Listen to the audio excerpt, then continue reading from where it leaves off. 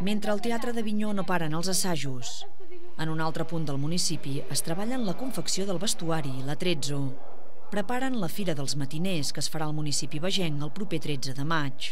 Es tracta d'un nou certamen de recreació històrica basat en l'època carlina. El punt de partida de tot plegat és la batalla entre carlins i isabelins que hi va haver a Avinyó el 1848, durant la Segona Guerra Carlina, anomenada també Guerra dels Matiners.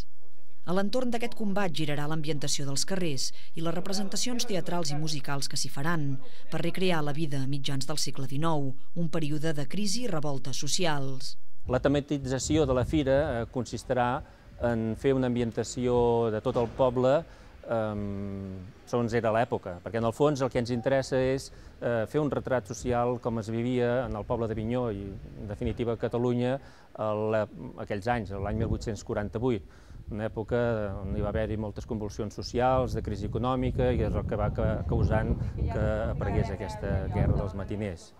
D'aquesta manera, Avinyó vol donar un tomb i una embranzida a la fira que se celebrava al municipi cada primavera i que aquest any es tematitza i agafa un caire històric.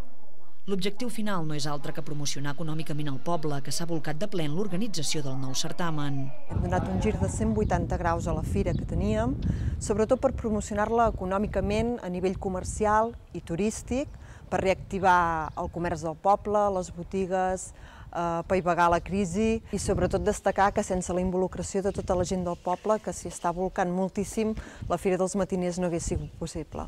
A banda de la recreació històrica, la nova fira temàtica, que comptarà amb parades de comerç local i artesanals, també tindrà un vessant divulgatiu i científic.